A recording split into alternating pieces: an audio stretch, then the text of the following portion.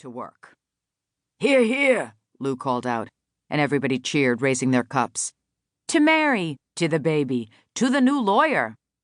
"Thank you," Mary smiled, taking a sip of seltzer, which would probably make her gassy. These days she could barely walk for having to hold her sphincter closed. At home she let it rip, and her husband, Anthony, wasn't allowed to complain. Her breasts had grown to gargantuan proportions, and he had to take the bad with the good. Suddenly there was a noise outside the conference room, and a man in a sport coat arrived at the threshold. "Excuse me," he said. "There was nobody at the reception desk. I have hand deliveries for Bennie Rosato, Mary DiNunzio, and Judy Carrier." "That's me," Bennie said, rising and walking around the table.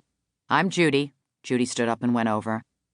"I'm Mary, but hang on." Mary got up slowly. "Okay, here we go."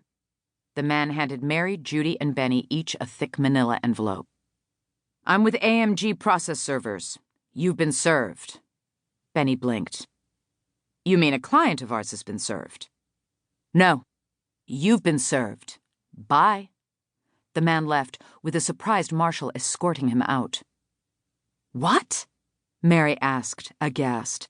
She'd never been sued in her life. She'd never even colored outside of the lines.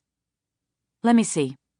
Bennie had torn open the envelope and was already reading the papers with a deepening frown. "It's a copy of a complaint that was just filed with the Pennsylvania Human Relations Commission. We're being sued as a firm and individually as partners." "Who could be suing you guys?" Anne rose quickly, crossing to read the papers. Lou snorted, getting up. "Who would be crazy enough?" "And for what?" John asked, indignant, crossing the room to read over Bennie's shoulder. Bennie read through the papers. "We're being sued for reverse sex discrimination." Mary read over Bennie's shoulders, aghast. "The plaintiffs are 3 male lawyers who allege they applied for jobs and weren't hired because they're men." "Are you serious?" Judy recoiled. "We're being sued?" Lou asked. "What's the Pennsylvania Human Relations Commission?" Bennie kept reading the complaint.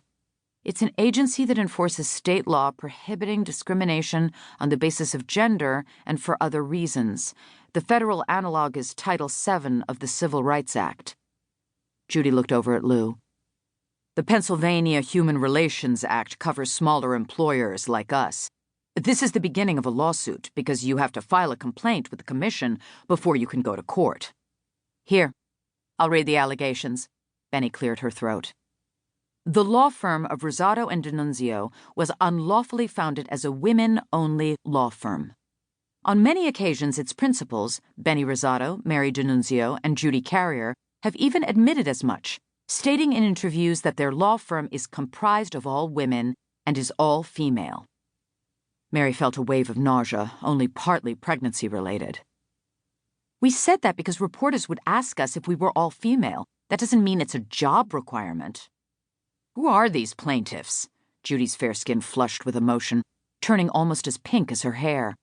"When did we fail to hire them? Because we're not an all-female law firm anymore. We have John now. Doesn't he count?" "Yeah, right." Anne gestured to John. "You hired him yourself, right, Judy?" "Yes, totally." Judy nodded, emphatic.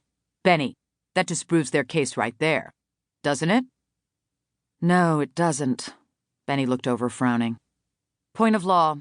The fact that a company hired a man doesn't disprove that it didn't discriminate against another male plaintiff. Secondly, the fact that we don't interview more widely doesn't cut in our favor. Failing to interview widely tends to perpetuate discriminatory employment practices. In an all-male firm, it would perpetuate an old boy network."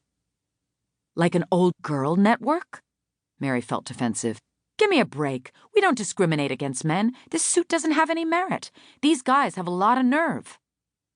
"Because they're men," Judy shot back, but nobody laughed. "Okay, not allowed to joke around anymore. Bennie, who are the plaintiffs?" "Their names are Michael Battle, Graham Madden, and Stephen McManus, corporate litigators. They allege they were more than qualified to be associates. They applied and were rejected. It says we interviewed one, McManus." Bennie looked up, puzzled.